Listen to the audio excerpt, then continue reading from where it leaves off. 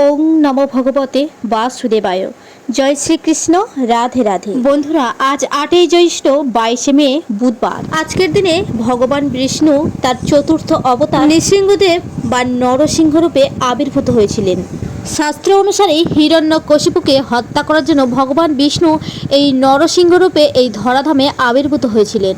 তাই আজকের দিনে বহু মানুষ এই নরসিংহ ব্রত অতি নিষ্ঠার সাথে পালন করে থাকে। পিতামহ ব্রহ্মা এবং দেবাদিদেব মহাদেব সহ সকল দেবতারাও এই নরসিংহ চতুর্দশী ব্রত পালন করেছেন। এই ব্রত পালন করলে ব্রতকালীন পুত্র সন্তান লাভ হয়, দীর্ঘায়ু জীবন এবং ধনসম্পদ লাভ হয়। কোনো সধবা স্ত্রীলোক এই ব্রত করলে ভাগ্যবতী হয়, পুত্র সন্তান লাভ করে এবং দীর্ঘ সুখ প্রাপ্ত হয়। বৃহন্নরসিংহ পুরাণে বলা হয়েছে, এই দিন গোধূলি লগ্নে বা সন্ধ্যাবেলায় যদি নরসিংহদেব বা ভগবান শ্রীবিষ্ণুর উদ্দেশ্যে প্রার্থনা করা হয় এবং ব্রত কথা শ্রবণ করা হয়, তাহলে সেই বাড়িতে কোনোরূপ বিপদ বা ভয় প্রবেশ করতে পারে না এবং ভক্তের সকল মনোবাঞ্ছা পূর্ণ হয়। আপনি যদি এই ব্রত পালন নাও করতে পারেন, তাহলে কেবলমাত্র এই ব্রত কথা শ্রবণ করলে আপনি ব্রতের ফল অনেকাংশে লাভ করতে সক্ষম হবেন। তার সাথে মা লক্ষ্মী এবং হরি বিষ্ণুর উদ্দেশ্যে একটি প্রদীপ অবশ্যই প্রজ্বলন করবেন। শুরু করছি শ্রী শ্রী নরসিংহদেবের চতুর্দশীর ব্রত কথা, কারণ এটি স্বয়ং নরসিংহদেব বৃহন্নরসিংহ পুরাণে বর্ণনা করেছেন। বৃহন্নরসিংহ পুরাণে ভগবান নরসিংহদেব ভক্ত প্রহ্লাদকেও উপদেশ করলেন, বর্ষে বর্ষে তু কর্তব্যম মম সন্তুষ্টি কারণম মহাগুচ্ছং মৃদম শ্রেষ্ঠং মানবৈরব ভিভুবি। প্রতি বছর আমার সন্তুষ্টির উদ্দেশ্যে চতুর্দশীর ব্রত কর্তব্য।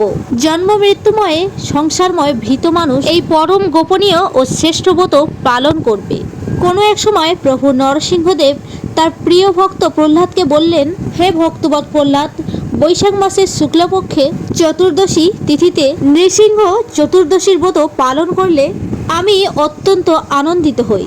প্রতি বছরই ওই উক্ত তিথিতে এই ব্রত পালন করতে হয়। এই ব্রত অনুষ্ঠান করবার অধিকার সকলেরই আছে। যারা আমার পরম ভক্ত তারাই এই ব্রত নিষ্ঠা ও ভক্তির সাথে পালন করবে। প্রহ্লাদ বললেন, হে ভগবান, আপনি নরসিংহ রূপধারী স্বয়ং বিষ্ণু। তোমাকে প্রণামপূর্বক একটি প্রশ্ন করতে চাই। তোমার প্রতি আমার এই অচলা ভক্তি জন্মালো কিভাবে? কেনই বা আমি তোমার একান্ত স্নেহের পাত্র হলাম? নরসিংহদেব বললেন, হে বুদ্ধিমান প্রহ্লাদ, একান্ত মনে শ্রবণ করো। প্রাচীনকালে তুমি ব্রাহ্মণ ছিলে, কিন্তু কখনো তুমি বেদ পাঠ করনি। তোমার নাম ছিল বসুদেব এবং তুমি পতিতা রমণীতে আসক্ত ছিলে। তোমার কোনো সুকর্ম ছিল না, কিন্তু কেবল একটি মাত্রবার তুমি আমার ব্রত পালন করেছিলে। সেই ব্রতের পুণ্যের প্রভাবে তোমার আমার প্রতি এইরকম ভক্তি তৈরি হয়েছে। প্রহ্লাদ বললেন, হে নরসিংহদেব, আমি কার পুত্র ছিলাম এবং আমি কি করতাম? পতিতা রমণীতে আসক্ত হয়েও কিভাবে আমি আপনার ব্রত পালন করলাম? অনুগ্রহ করে আমার কাছে বর্ণনা করুন। নরসিংহদেব বললেন, পুরাকালে অবন্তিপুরে বসু শর্মা নামে এক শাস্ত্রজ্ঞ ব্রাহ্মণ বাস করতেন। সেই ব্রাহ্মণ প্রত্যেকদিন যথাবিধিতে হোমাদি ক্রিয়া সম্পাদন করতেন। তিনি অগ্নিষ্ঠম যজ্ঞ সহ আরো নানাদি যজ্ঞ করে তিনি সবসময় দেবতাদের তুষ্ট রাখতেন। বসু শর্মা জীবনে ভুল করেও কখনো কোনো কুকর্ম করেনি। তার পত্নীর নাম ছিল সুশীলা। তিনি অত্যন্ত পতিব্রতা, সদাচার পরায়ণা এবং পতিভক্তিমতী মহিলা ছিলেন। পর্যায়ক্রমে তাদের 5টি পুত্র সন্তান হয়। তাদের মধ্যে 4টি ছেলে ছিল বিদ্বান, সুশীল এবং পিতৃমাতৃভক্তি। তুমি ছিলে তাদের কনিষ্ঠ পুত্র। তুমি তোমার বড় ভাইদের মতো বিদ্বান এবং সদাচারী ছিলেন না। তুমি সর্বদা পতিতা নারীতে আসক্ত থাকতে, মদ্যপান করতে। তুমি কোনোদিন শাস্ত্র পাঠও করনি। সর্বদা পাপ কাজে তুমি নিজেকে লিপ্ত রাখতে। পতিতালয়ের মধ্যে তোমার নিত্য বসবাস ছিল।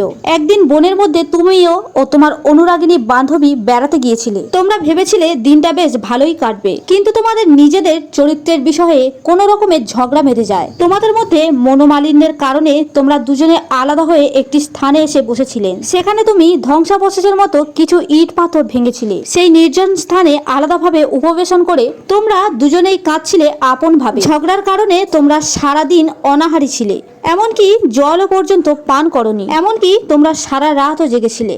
ক্লান্ত শরীরে মনোমালিন্য ভাবে তুমি সেখানে শুয়ে পড়ে প্রার্থনা করেছিলে, হে ভগবান, এই জগতে কত লোক সুন্দর, আমার মা বাবা কত সুন্দর ধর্মপ্রাণ, আমার ভাইরা তারা কত সুন্দর, তারা নিষ্ঠাবান চরিত্রবান, কিন্তু আমি অধপতিত, আমি মহা মন্দমতি, আমি চরিত্রহীন পথের পাগলের চেয়েও অধম। ভালো লোকেরা তোমার শরণাগত, কিন্তু আমি তো মূর্খ, তাই আমি তোমার শরণাগত নই। আমি অতি নিঃসঙ্গ, আমি বড় অসহায়, তাই আমি তোমার কাছে প্রার্থনা করছি, আমাকে বিশুদ্ধ জীবন প্রদান করো। এভাবেই তুমি ক্রন্দন করছিলে। অন্যদিকে তোমার অনুরাগিনী সেও একান্ত মনে প্রার্থনা করেছিল, হে ভগবান, আমি সমাজের সবথেকে জঘন্য স্তরের স্ত্রী, সভ্য সমাজ থেকে আমি বিক্ষিপ্ত এবং বিচ্ছিন্ন। এই জগতে অনেক নিষ্ঠামতী, সাধ্বী ও সুন্দরী নারী রয়েছে, আর আমি মহাপাপী। মনিকা বিক্রি করে আমি প্রতিদিন নিজের পাপের বোঝা বাড়িয়েই চলেছি। নরক যন্ত্রণা কতই না এই পোড়া কপালে অপেক্ষা করছে। ভদ্র সমাজের কেউ কোনোদিন আমার দিকে তাকাতেও চায় না। আমি এই জগতের কোনো পথ খুঁজেই পাই না। হে করুণাময় ভগবান, যদি তোমার অপার কৃপাদৃষ্টি আমার উপরে থাকে, তাহলে আমার এই জীবন পরিবর্তন করে দাও। এভাবেই সে আকুল মনে ক্রন্দন করতে লাগলো। নরসিংহদেব বললেন, হে প্রহ্লাদ, সেই স্থানটি ছিল আমার প্রাচীন মন্দির। সেই দিনটি ছিল বৈশাখ মাসের শুক্ল চতুর্দশী, অর্থাৎ আমার আবির্ভাবের দিন। তোমরা দুজনেই উপবাসী ছিলেন, রাত্রি জাগরণ করেছিলেন, জীবনের জন্য কল্যাণ প্রার্থনা করেছিলেন। অজ্ঞাত অনুসারে তোমরা আমার পরম মঙ্গলময় চতুর্দশী পালন করেছিলেন, আর সেই ব্রতের প্রভাবে তুমি এই জন্মে আমার প্রিয় ভক্ত হয়ে জন্মগ্রহণ করেছো। আর সেই পতিতা রমণীয় স্বর্গলোকে অপ্সরা জীবন লাভ করে ত্রিভুবনে সুখচারিণী হয়েছে। হে প্রহ্লাদ, এবার এই চতুর্দশী ব্রতের সৃষ্টিশক্তি লাভের জন্য পিতামহ ব্রহ্মা আমার এই ব্রত পালন করেছিলেন। প্রভাব শ্রবণ করো। ত্রিপুরাসুরকে বধ করার জন্য দেবাদিদেব মহাদেব এই ব্রত পালন করেছিলেন। এই ব্রতের প্রভাবে দেবতারা স্বর্গের সুখে বাস করে।